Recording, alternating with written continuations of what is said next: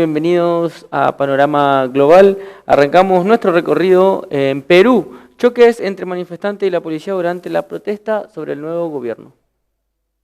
Hola José Manuel, ¿cómo estás? Buenas noches. Estamos a muy pocos metros de la Plaza San Martín, aproximadamente a unos 50 metros, que fue donde inició la concentración de esta gran marcha nacional, como se le ha llamado en redes sociales.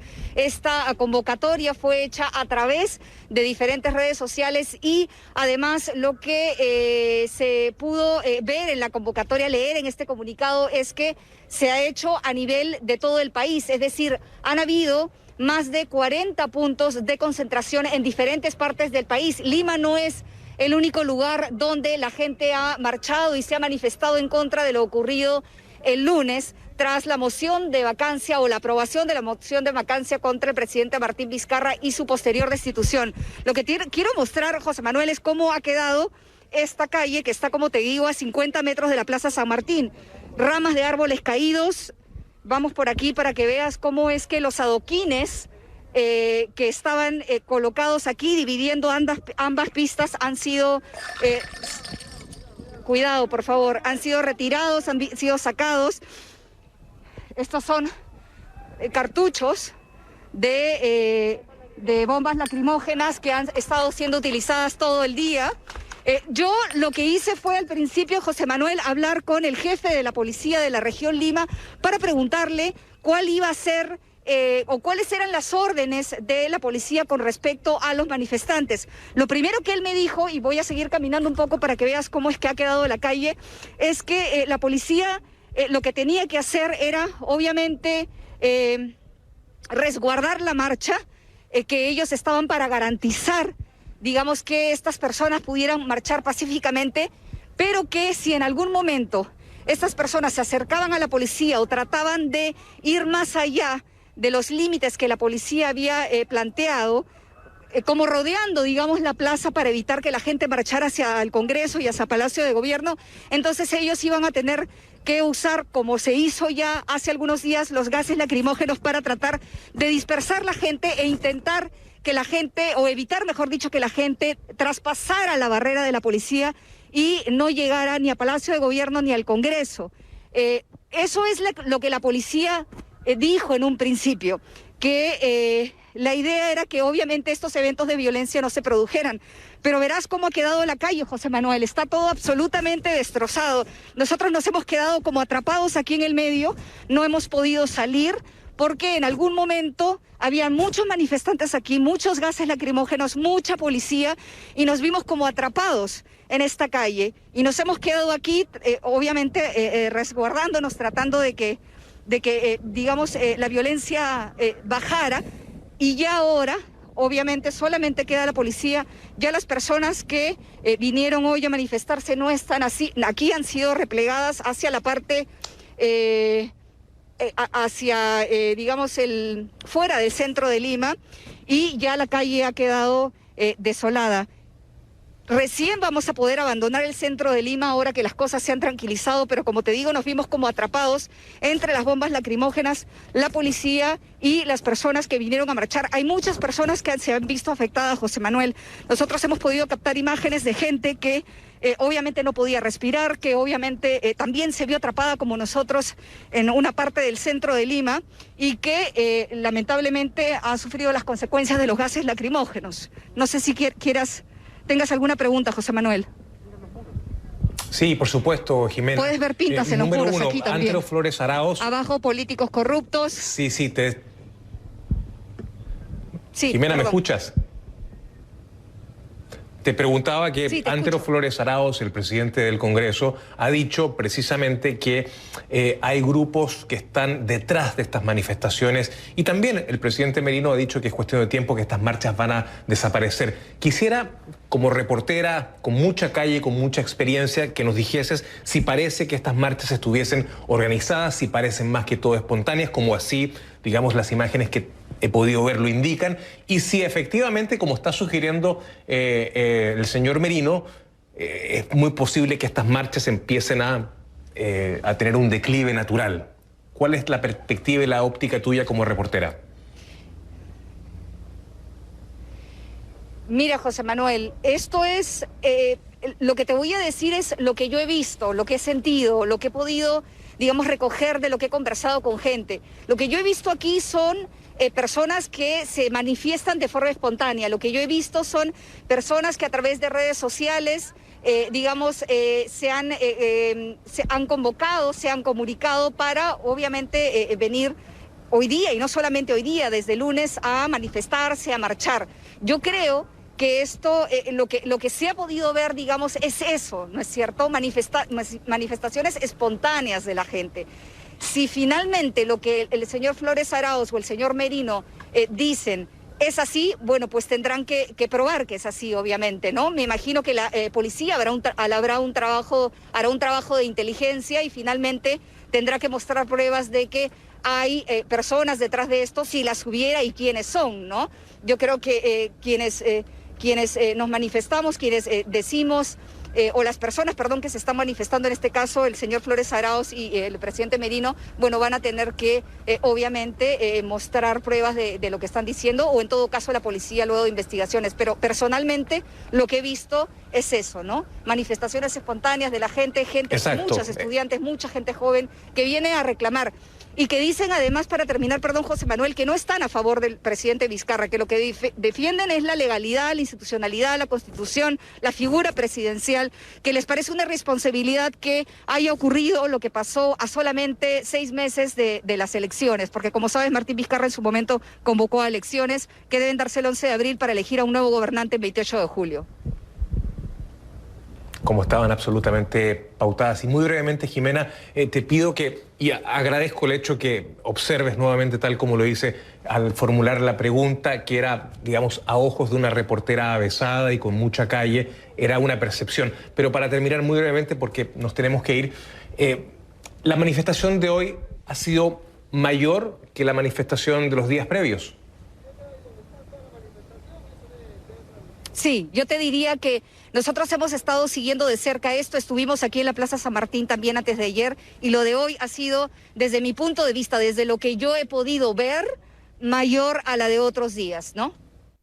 Brasil es el país de ensayos de la vacuna contra la cura del COVID. Te mostramos en este informe.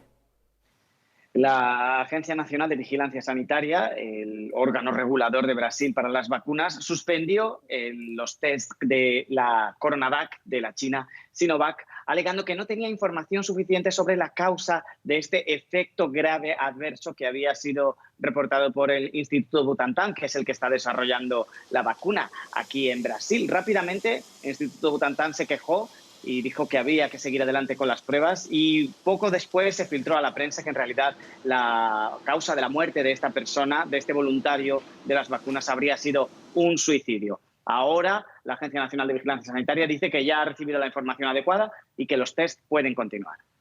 El presidente brasileño Jair Bolsonaro ha expresado abiertamente en más de una ocasión su rechazo a la vacuna china. Los ensayos ya han vuelto a retomarse, pero esta empresa ha sufrido un duro golpe de imagen. ¿Podemos contar con que la Agencia de Vigilancia Sanitaria brasileña actuó con total independencia respecto a la vacuna china, o habría habido alguna injerencia del presidente Bolsonaro? La Agencia Nacional de Vigilancia Sanitaria ha sido clara, era una falta de información. Sin embargo, sí que muchos medios han destacado que había una diferencia entre el comportamiento contra otro efecto adverso que hubo con la vacuna de AstraZeneca desarrollada por la Universidad de Oxford y con los cuales el gobierno brasileño ha establecido un acuerdo. En ese caso, que fue a finales de octubre, murió uno de los voluntarios, pero se demostró que ese voluntario había tomado un placebo y por lo tanto no se interrumpieron los test. En este caso sí se han interrumpido, y esto es lo que ha hecho que muchas personas dijeran que el tratamiento hacia las dos vacunas no ha sido el mismo, teniendo en cuenta, claro, que Bolsonaro muestra un apoyo total hacia una y hacia otra no, porque viene subvencionada por el Estado de São Paulo, cuyo gobernador es su gran enemigo en este momento, João Dória. Las últimas declaraciones de Bolsonaro acerca del coronavirus han vuelto a acaparar la atención de la prensa mundial, y no precisamente porque hayan sido acertadas, tampoco políticamente correctas. ¿Cómo ha llamado esta vez la atención el presidente brasileño? ha utilizado un insulto homófobo, ha dicho que Brasil debería dejar de ser un país de maricas y que habría que enfrentar el virus, que todas las personas que estaban presentes en ese momento, en ese acto, iban a morir. Ha sido, en realidad, lo que ha venido haciendo desde el principio de la pandemia, minimizar la importancia de las medidas de aislamiento social y promover la apertura de la economía, defendiendo que la mayoría de las personas deberían contagiarse, que solo algunos morirían o tendrían efectos adversos, y que esta muerte era inevitable, que no se podría hacer nada, pero que lo más importante era retomar la economía. Brasil sigue siendo el tercer país con mayor número de infectados en todo el mundo, el segundo de víctimas mortales, según la Universidad Johns Hopkins de Estados Unidos. ¿Cuál es el ritmo de propagación del virus en estos momentos? Pues ahora mismo hay una tasa de contagios la menor desde abril y están bajando tanto los casos como las muertes. Es decir, que hay además una apertura económica en todo el país. Vamos a ver qué ocurre, porque desde luego Bolsonaro se muestra de nuevo contrario a, en caso de haber una segunda ola, volver a que en realidad el núcleo de aplicar las medidas de aislamiento social. Se abren las fronteras de forma gradual y segura, asegura esto el subsecretario de Turismo de Chile. Vamos a conversar con temas relacionados con el coronavirus, sin duda, pero también con la economía. Y es que el gobierno ha establecido que se reabrirán las fronteras de nuestro país en el aeropuerto internacional de aquí de Santiago el día 23 de noviembre. Nos acompaña José Luis Uriarte, que es subsecretario del ramo del turismo. José Luis, muchas gracias por estar aquí. Buenas noches. Buenas noches, muchas gracias por la invitación. A ver, algunos dirán, ¿cómo vamos a abrir la frontera? No.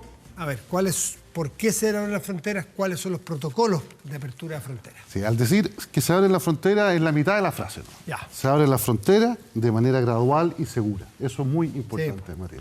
La gradualidad dice relación con que se van a abrir solamente las fronteras aéreas y a través del aeropuerto Arturo Merino Benítez, acá de Santiago. De manera segura, ¿por qué? Porque para embarcar en el país de origen se les va a exigir un examen PCR negativo a los pasajeros. Además de eso, van a tener los controles de salud sintomatológicos a la entrada. ¿Para todos los países, para todos los orígenes? Todos los orígenes. ¿O depende cómo está de complicado el país A, B o C? Todos los orígenes. Todos por igual. Todos por igual. PCR para subirse al avión. PCR para subirse al avión, exactamente. ¿Y cuando llegan aquí a Santiago? Y cuando llegan aquí a Santiago, los exámenes sintomatológicos, ¿cierto? El chequeo de la temperatura, para poder hacer ingreso al país. Y el tercer eje, que es muy importante, es la trazabilidad.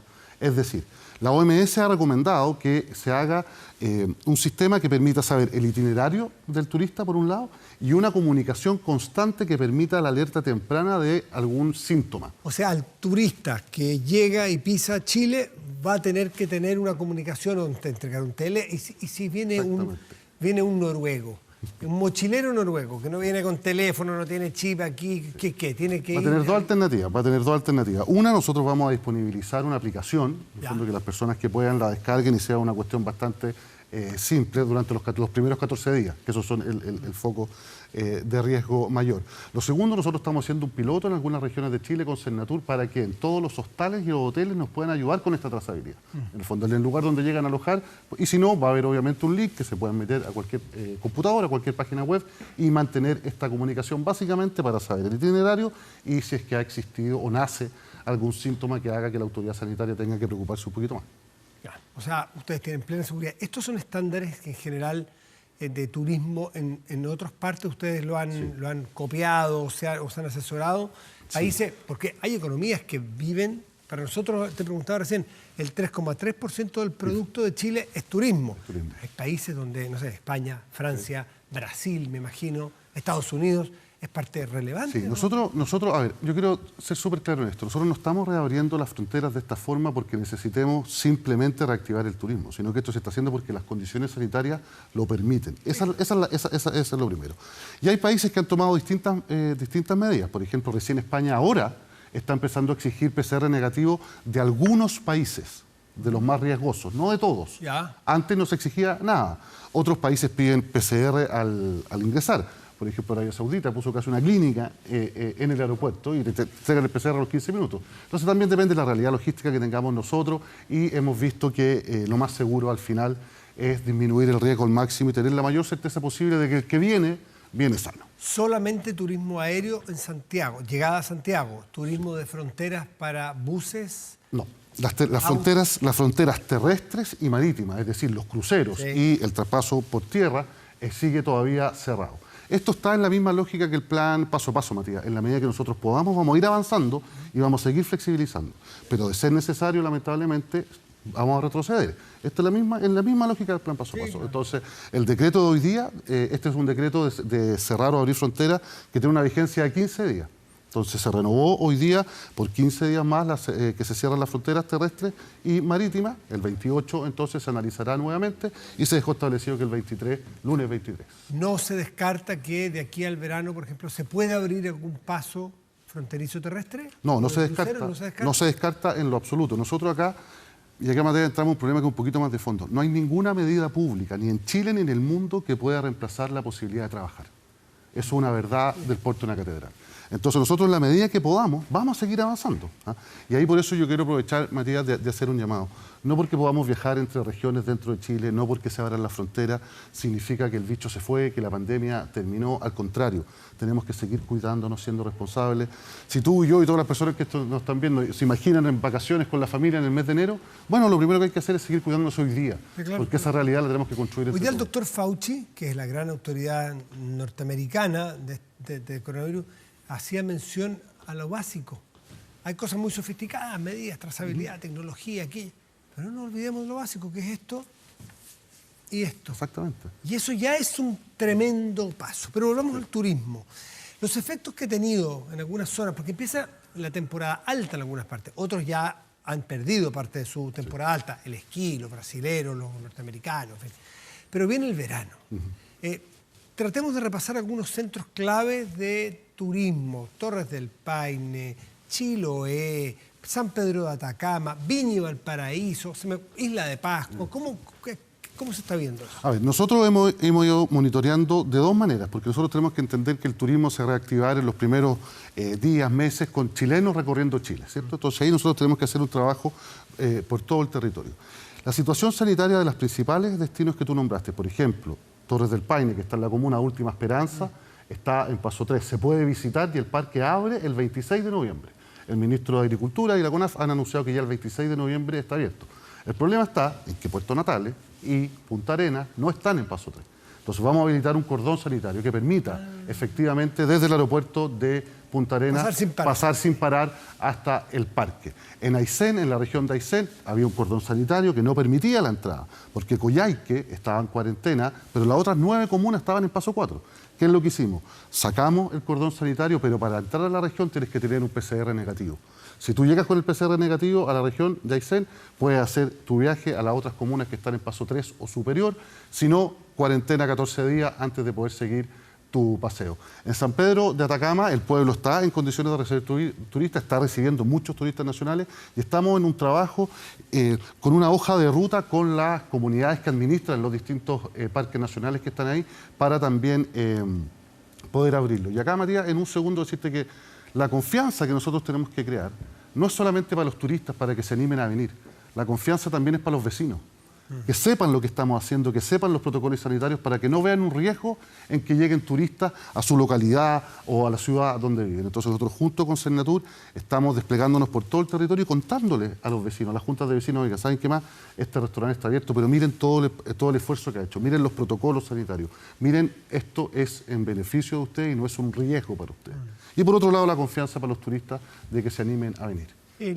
Yo te pregunté antes cuánto era no es que yo me lo supiera de memoria, el PIB, o sea, cuánto representa del PIB el turismo como industria. Me decía que en torno al 3%. No es gran cosa, pero para el que está es el 100%. Correcto. Para el caballero, la señora que transporta pasajeros, le da igual que sea un 3% del total. Para él es el 100%. Ya hay familia, ya hay inversiones en cabañas, hay, en fin, restaurantes, almacenes locales, en fin, un montón de cosas. Por lo tanto, me gustaría saber, de este 3%, ¿se reparte distinto en distintas regiones? Sí, claro. O sea, ¿cuáles son las regiones más por ejemplo, dependientes? Claro, en Magallanes llega a ser casi un 10%. ¿Ah? Y hay otras que son estacionales. porque el turismo todavía en Chile, y nosotros estamos haciendo trabajo para poder romper un poquito la estacionalidad. Viña del Mar y Valparaíso, por ejemplo, son ciudades netamente turísticas, no llegan al 50% del PIB, ni mucho menos, pero como tú decías, hay sectores que representa el 100%, y yo estoy convencido que en la medida que nosotros vayamos reabriendo el turismo, vamos a lograr una reactivación social y territorial que va mucho más allá que el que en su factura sale un RUT turístico, porque también se beneficia el de la verdulería, el del almacén, el de la farmacia, genera un polo. Entonces tenemos que avanzar en esa dirección, y si seguimos cuidándonos como hasta ahora, si seguimos siendo responsables, yo creo que podemos tener un verano mejor de lo que estamos teniendo hasta ahora.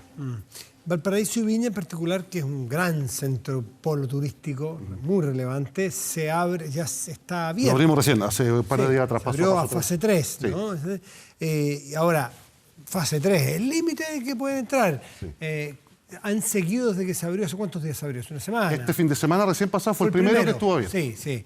Te están siguiendo de cerca cómo han visto el comportamiento de la gente, sí, de los ciudadanos para poder mantener fase 3 y quizás avanzar a 4. Sí, en general, Matías, los procesos de reapertura han funcionado bien, y aquí yo quiero destacar el rigor y el esfuerzo que han puesto los hoteles, los restaurantes, los cafés, porque hoy aquí estamos hablando que después de muchos meses cerrados, para abrir muchas veces tuvieron que hacer una inversión. En el fondo, entonces hay un esfuerzo ahí muy importante.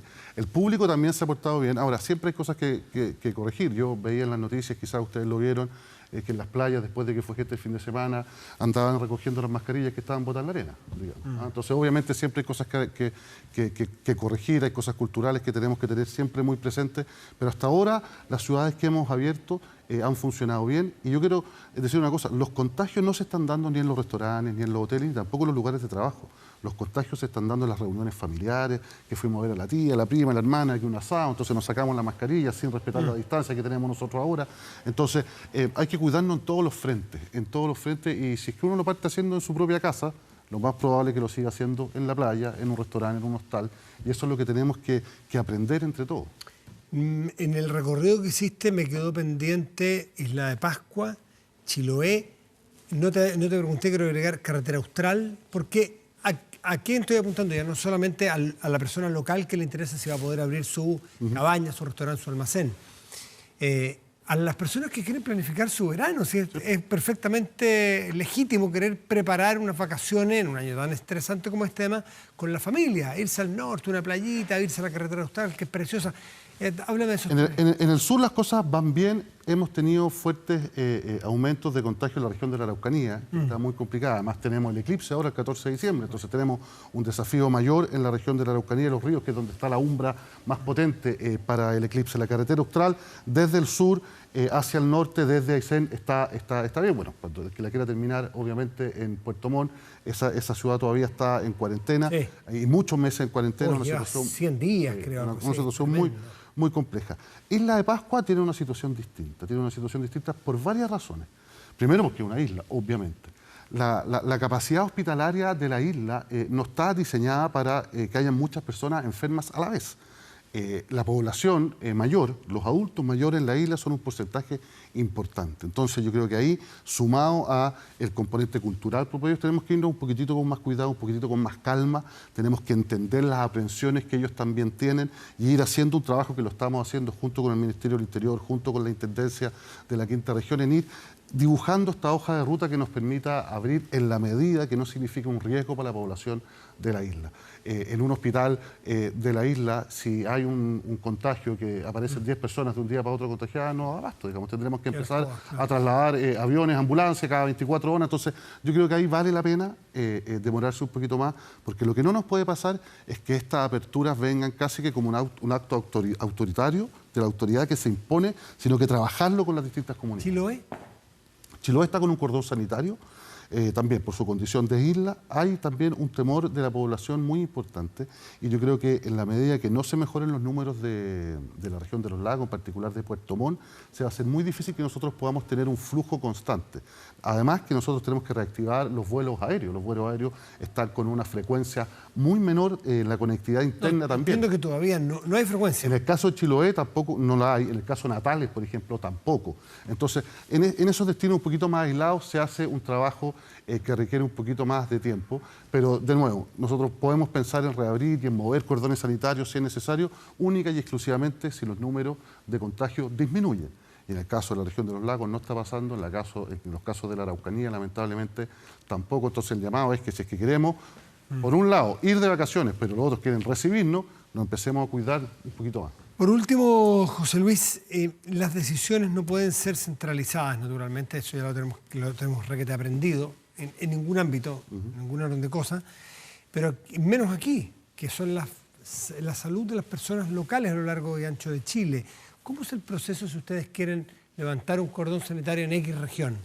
¿Cómo lo hacen? ¿Cuál es el procedimiento que han seguido? A ver, en el gobierno hay reuniones de la mesa COVID los lunes, los miércoles y los viernes, que las preside el presidente de la República, está el Ministerio de Salud, el Ministerio del Interior, el Ministerio de Defensa, bueno, y hay ministerios sectoriales invitados, por decirlo de manera, cuando hay un tema. Entonces, el primer análisis que se hace es un análisis objetivo, números. Cuántos contagios, la tasa de incidencia, cuántos test se están haciendo, la disponibilidad de camas, y ese es el primer análisis que se hace comuna por comuna. Y si es que hay alguna situación especial que analizar, ya sea porque lo planteó el intendente, lo planteó el Ceremi de Salud de la región, o porque lo plantea la Autoridad del Turismo diciendo que queremos flexibilizar alguna norma, es ahí donde se discute. Ahora, por ejemplo, en el caso de Aysén, que es un ejemplo que casa muy bien con lo que tú decías, yo antes de llevar el tema del cordón sanitario de Aysén a la mesa COVID, fui a Aysén.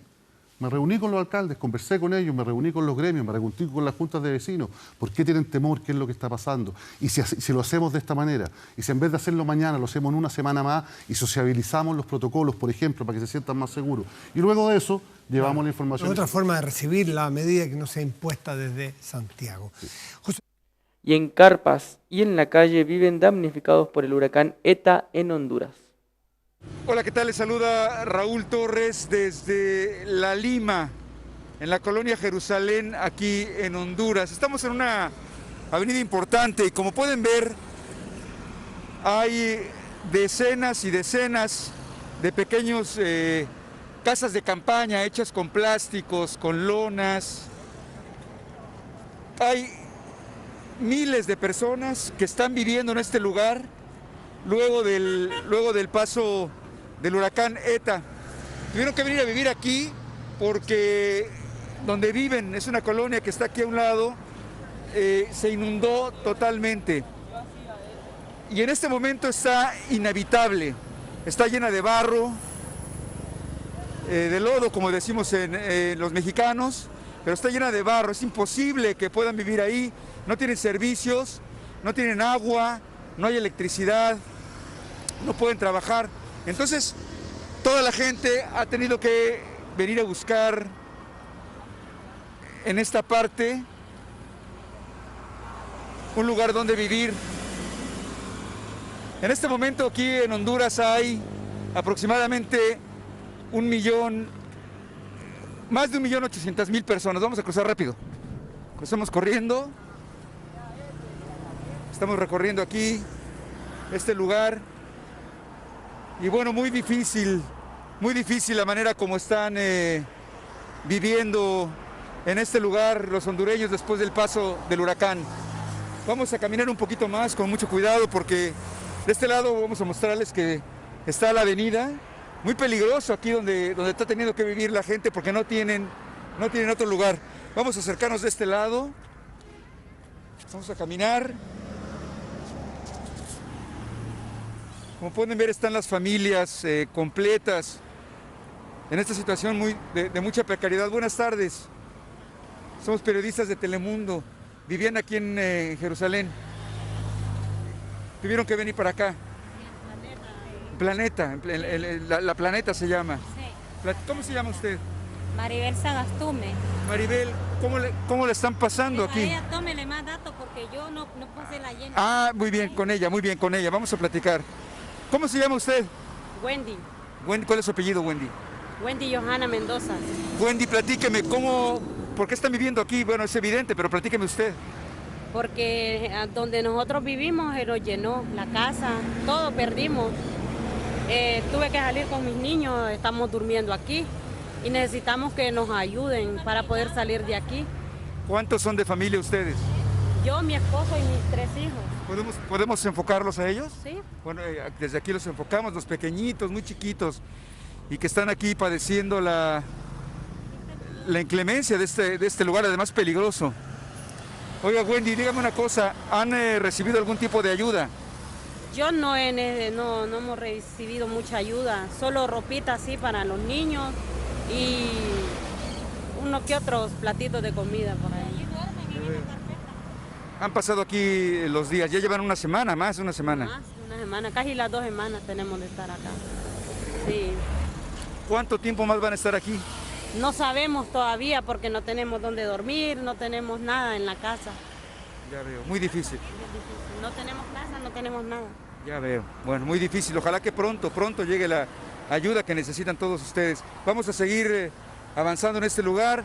Como pueden ver aquí, pues están aquí con lo poco que lograron recuperar, algo de ropa, algunas pertenencias con las que llegaron aquí las familias.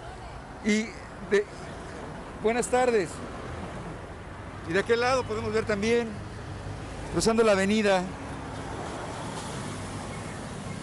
que está toda la gente. Buenas tardes. ¿Podemos platicar? Vamos a acercarnos acá con otra familia. Buenas tardes. Bueno, y acá por acá llegó más gente. Bueno, mira, ¿qué trajeron aquí? Esto lo rescataron. Mira, vienen bajando un colchón. Están aquí, por supuesto, para pasarla menos difícil, un par de colchones que lograron traer esta familia.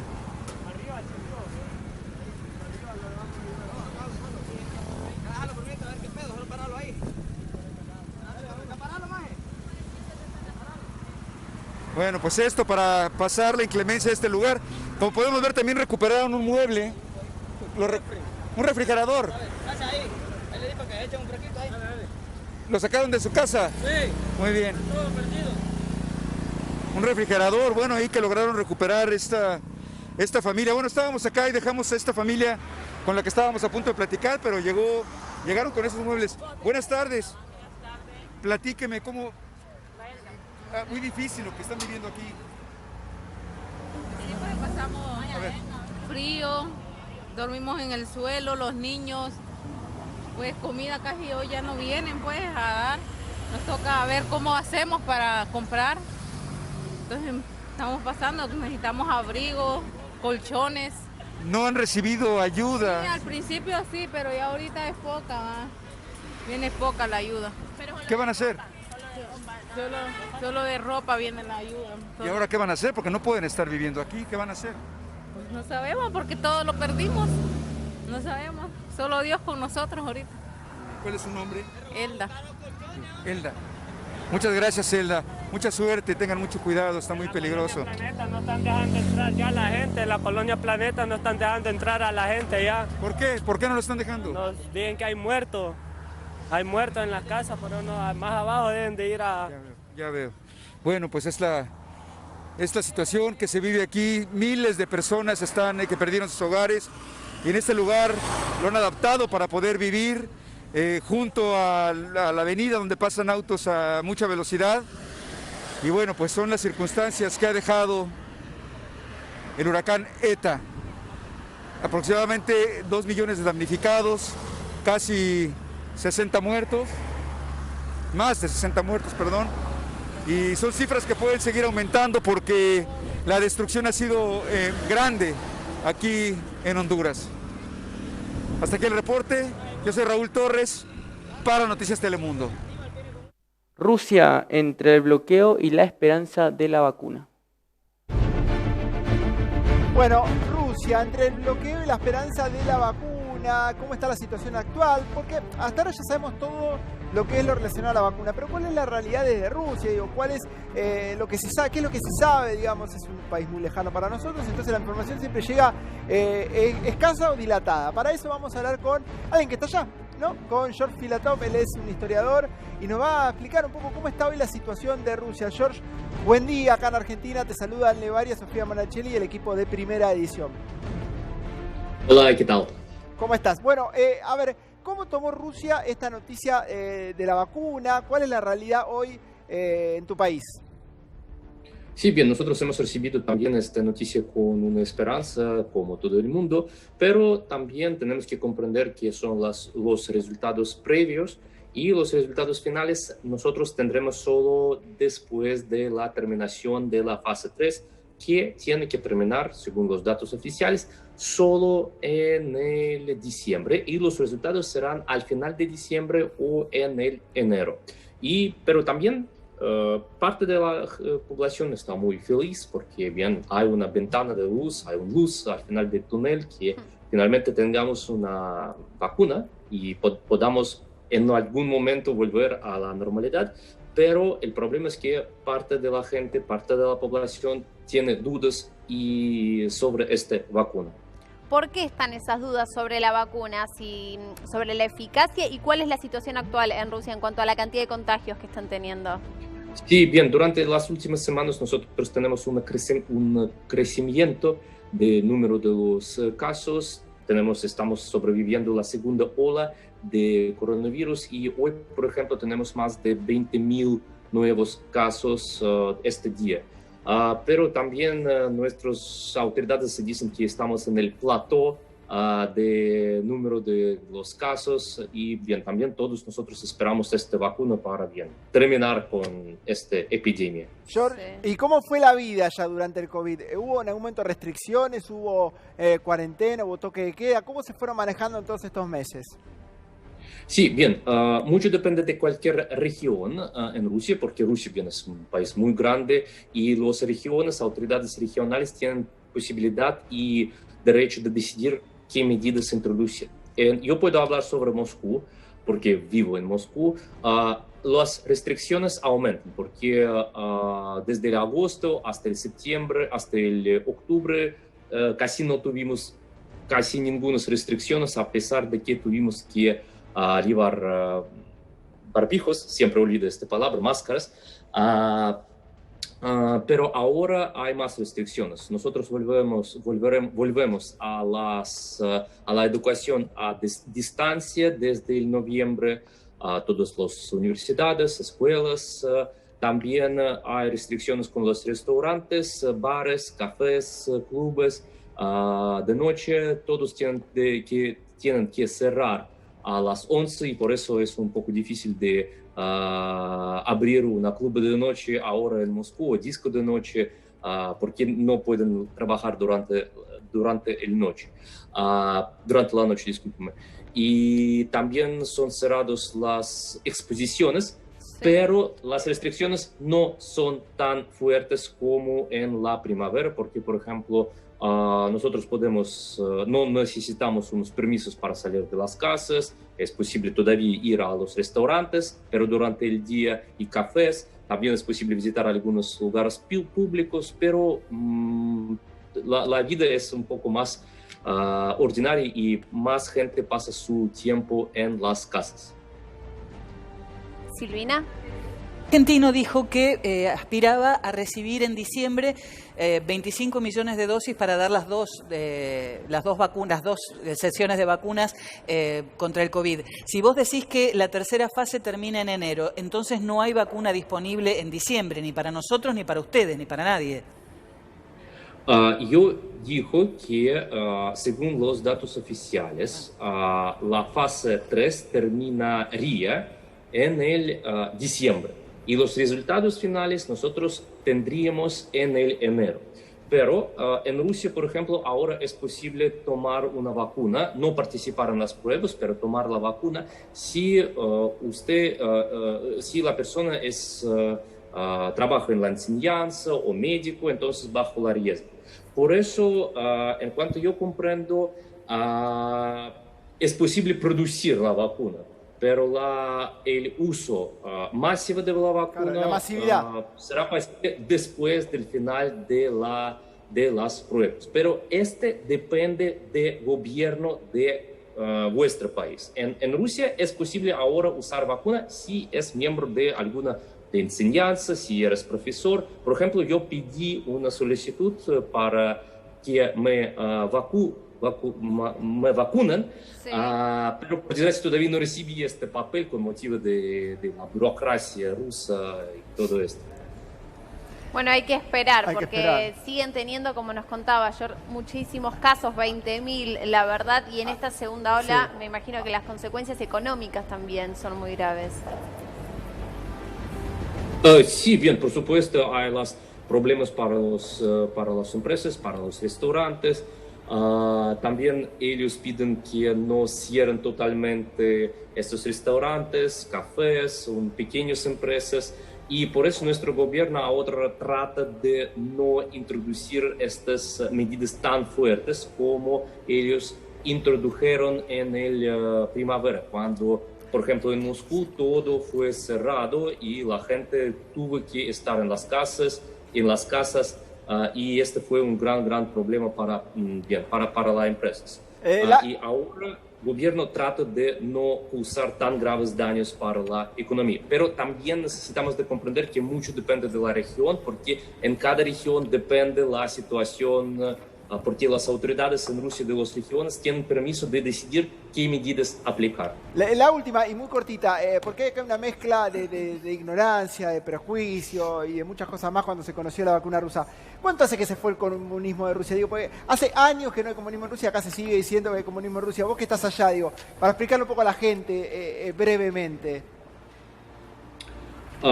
¿Podría usted repetir la pregunta? Que hay mucha ignorancia con lo que es la vacuna rusa. Acá se habla mucho prejuicio, se habla del comunismo. Digo, ¿puedes explicar cuánto hace se fue el comunismo ya de Rusia? Porque hay gente que parece no entenderlo esto.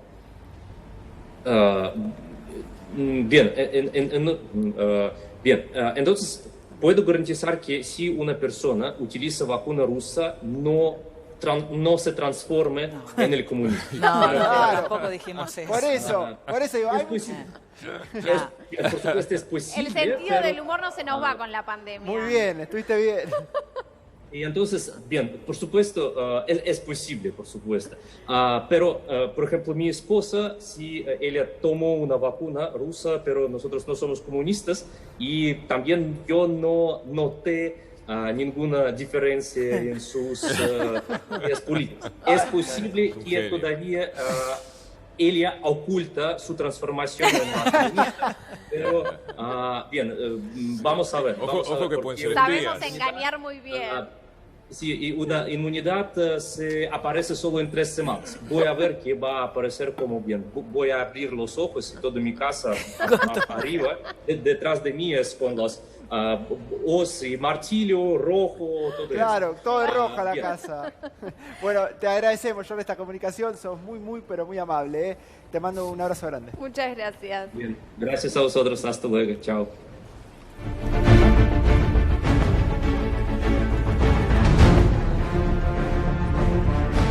Viajamos hasta Paraguay, quien queda excluido de los vuelos a Europa.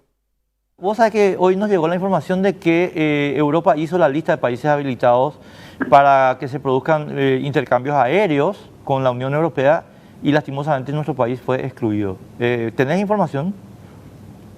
En realidad la situación es la siguiente, es una disposición nueva que hicimos investigar, evaluar y analizar con nuestras representaciones diplomáticas en España, representaciones consulares, y la situación es la siguiente.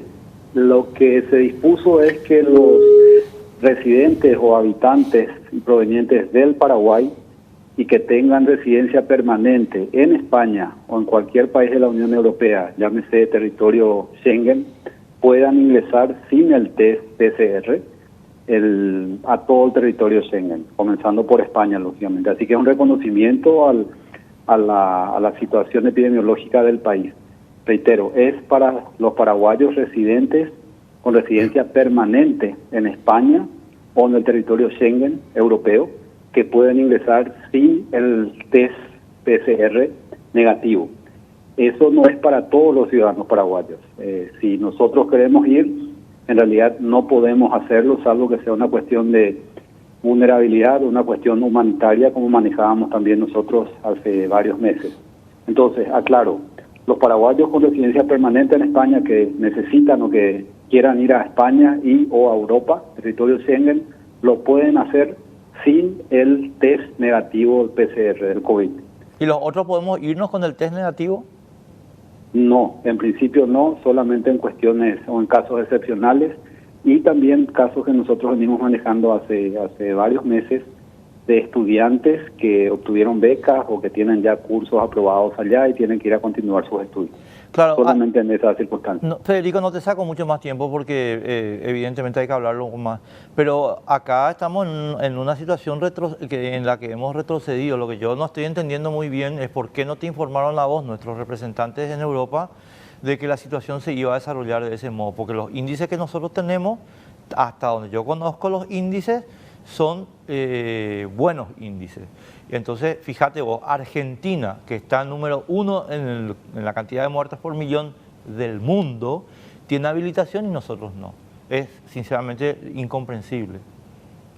No, te reitero, es al revés. No voy a hablar de otros países, pero en la situación paraguaya, de acuerdo a la situación epidemiológica del país, es por eso que a nuestros ciudadanos que tienen residencia permanente se les habilita entrar sin el test COVID negativo. Sí, pero un argentino, Juan de los Palotes, ahora Messi, Messi vive allá, no sé, alguien que esté viendo el partido puede tomar el avión y irse a España, y nosotros no.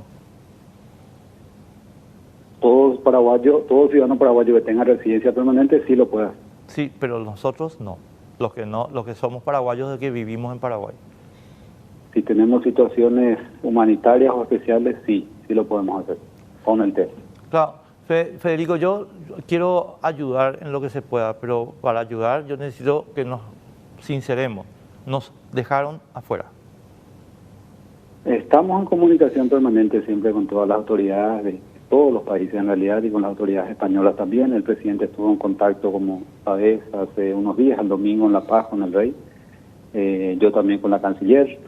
Y hoy, esta semana, se suscribió un acuerdo de cooperación de 167 millones de dólares con España. Así que estamos en muy buenos términos con ellos y vamos a seguir trabajando en la cuestión epidemiológica también. Claro. Y reconociendo que la situación de ellos tampoco es de las mejores. No, correcto. Yo nomás digo, a los argentinos les meten, a nosotros nos dejan afuera y hay una falla en el movimiento de Cancillería, Federico, no tuya, todavía no tuya. Yo te digo que creo que todavía no es tuya la falla, pero evidentemente nuestro embajador en Bruselas tenés que echarlo.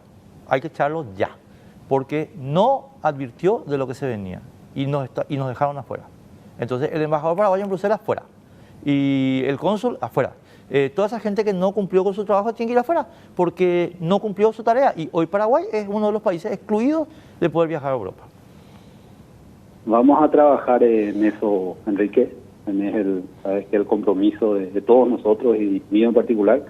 Y pronto vas a ver resultados. Así que ayudémonos todos juntos. Totalmente. Y en este caso particular, todo lo mejor para el partido, para la Ley Roja y que salgamos airosos. Dale un abrazo, gracias Federico Igualmente. González, Dale. canciller. Seguimos en el país de Paraguay. Campesinos e indigentes piden 15 millones de dólares. Y por sobre todas las cosas hay algunas cuestiones que ya tenemos un poco que analizar y tomar en cuenta algunas decisiones.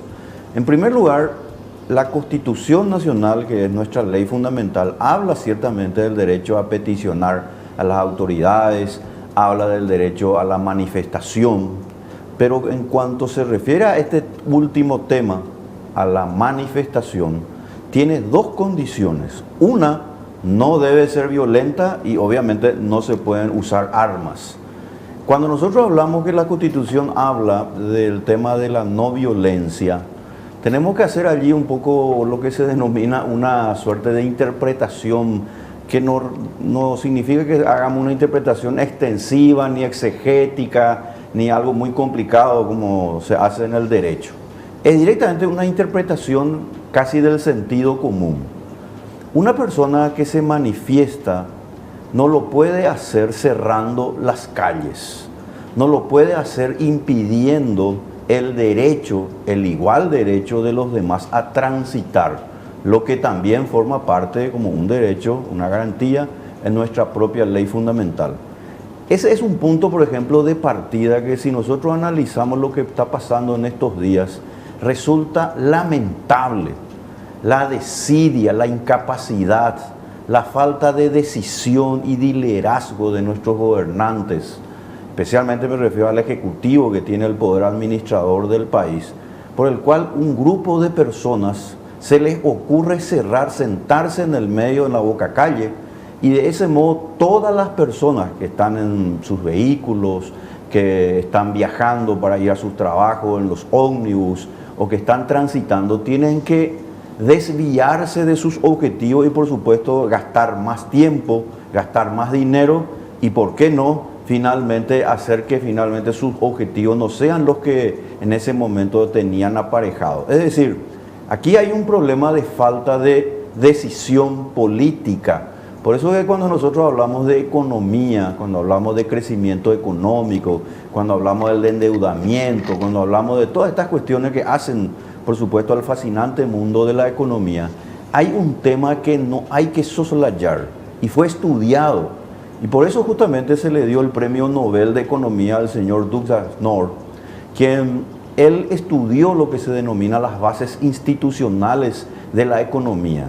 No puede existir desarrollo, progreso, mejores oportunidades, especialmente para la gente más pobre, si el diseño institucional está mal definido o directamente estando bien definido, no se la hace cumplir. Y aquí tenemos que este grupo de personas ahora quieren casi 30 millones de dólares, tengo entendido, Gladys, ¿verdad? Así es. Una suma que no es nada despreciable. Pide que se saque del presupuesto del MOPC y de otros programas para redireccionar al sector campesino y específicamente a estos grupos. Exacto. O sea, allí hay un tema ya de cuestión también de política económica y algo muy importante también que nosotros aquí en nuestros países, diríamos latinoamericanos y en Paraguay, tampoco tomamos en cuenta la relación que existe entre la economía, la política y la cuestión moral. Y cuando hablo de la cuestión moral no me refiero a las cuestiones privadas, sino me refiero a la moralidad pública. ¿Por qué creen algunas personas que es lícito, entre comillas, sacarle a uno para dárselo a otros? Como hacen, por ejemplo, los políticos populistas cuando aplican impuestos y endeudamientos sin ningún tipo de rendición de cuentas ni transparencia. ¿De dónde sale esa idea de que se puede nomás aplicar cada vez más dinero, o sea, más presión para sacarle dinero a un grupo de personas? Esto no está bien. Entonces quiere decir que en el Paraguay, y como desde el año 1905 se iniciaron las políticas rurales de lo que se denomina distribución de tierras, de víveres, han fracasado. Por eso es que todavía prácticamente el 40-45% de la población vive en el campo. No porque no haya que vivir en el campo, sino porque gran parte de nuestra riqueza todavía depende de una economía de subsistencia y en la que en el único elemento donde realmente tienen mucha razón estas personas, lo cual el medio que están utilizando es equivocado, pero en lo que sí tienen razón, y también hay que decir, es que no se ha hecho lo que se denomina la titulación de los derechos de propiedad, porque a los líderes que ganan sumas de dinero, a estos que reciben, a estos 10, 15 dirigentes que están plenamente identificados y que el diario ABC hoy justamente los puso en el tapete, prueba de que ese dinero en realidad lo embolsillan unos pocos, o sea, ellos. Y en consecuencia ellos lo distribuyen finalmente a sus paniaguados, hacia sus bufones, y de ese modo ese círculo de pobreza donde miles de personas dependen de la dádiva del Estado, que no es más que la dádiva de los contribuyentes, se corresponde sencillamente en el mantenimiento de un índice de desempleo y pobreza que ya no tiene razón ni motivo en el siglo XXI. Los estudios de Douglas North, el Nobel de Economía, prueban que cuanto más haya una relación armoniosa entre el derecho, la economía, las instituciones y defiendan por sobre todas las cosas la Constitución, los derechos de propiedad privada, el libre comercio, la apertura y por sobre todas las cosas que garanticen las inversiones la tendencia inexorable es que esos países crezcan y de ese modo, por supuesto, sus habitantes tengan lo que se denomina un ingreso mayor, más elevado, para que sus familias puedan, por supuesto, tener mejores condiciones de vida. Bueno, y también hace mucho énfasis, Víctor, a esto de que da mucha tristeza la forma que se utiliza a muchas personas. Los líderes inescrupulosos, varios de estos que hoy están acá al frente de esta movilización, son cuestionados, tienen antecedentes de inclusive estafas, procesos por estafa. En este caso, nosotros siempre como periodistas hacemos la pregunta a los manifestantes de, bueno, ¿qué te trae aquí? ¿Cuáles son las reivindicaciones que estás pidiendo? Y muchísimas veces la respuesta es no sé. O puedes decir, bueno, quizás, bueno, en general los paraguayos tenemos problemas para expresarnos, pero no es solamente eso. Hoy en particular recibimos a una fuente que viene de este grupo y que nos dice, a mí me trajeron aquí engañado. Así mismo. Gente del grupo que está haciendo esta movilización diciéndote esto, ya te describe perfectamente cuáles son los motivos reales que hay en el fondo y que no se ajustan a lo que oficialmente se transmite. Fíjate, Gladys, que por ejemplo, yo estuve por cuestiones laborales hoy y ayer por el centro y me percaté que el promedio de edad de las personas que estaban manifestándose, pero no como dice la Constitución, sin violencia, porque el hecho de cerrar las calles ya es una violencia, lo cual la policía debió haber establecido ahí el orden respectivo. El promedio de edad de esas personas era prácticamente entre 20, 24 años, o sea, personas muy jóvenes, en edad de trabajar en condiciones precisamente de mejorar finalmente sus condiciones de vida. Y había algo también muy llamativo, que todas estas personas se los notaba muy bien alimentadas, es decir, no son precisamente aquellas personas realmente menesterosas, necesitadas, que en verdad necesitan alguna suerte de ayuda. No, aquí hay un grupo de líderes, como bien dijiste, Gladys, que se aprovechan de la falta de conocimiento de la situación que tiene cada uno y empieza a tratar de ponerse en el lugar del otro, pero no para que el otro lo pueda de alguna manera ayudar de una mejor manera, sino que se pone en el lado del otro, pero para seguir medrando del trabajo ajeno. No es posible, no es moral, no es política ni económicamente correcta esta manera de manifestarse. Y esto se tiene que terminar. Yo solo poner el ejemplo porque están los datos para los televidentes. En el Paraguay, desde 1989 a esta parte, se repartieron tierras, solamente por citar tierras, más de 3 veces el departamento de San Pedro. Y ustedes saben que Taiwán, que es un ejemplo justamente de un milagro económico, es exactamente el tamaño de San Pedro y de Concepción aproximadamente. En consecuencia, acá el enigma de la explicación del crecimiento económico, de las mejores condiciones de vida, está siendo tapado a propósito por dirigentes populistas que se aprovechan de otras personas y que también estas se dejan aprovechar, por cierto, y lo único que hacen es provocar daño a los demás, daño a los que quieren trabajar, daño a los que realmente están poniendo. Y así llegamos al final de Panorama Global. Nos reencontramos mañana con más noticias y más información de lo que está sucediendo en el mundo.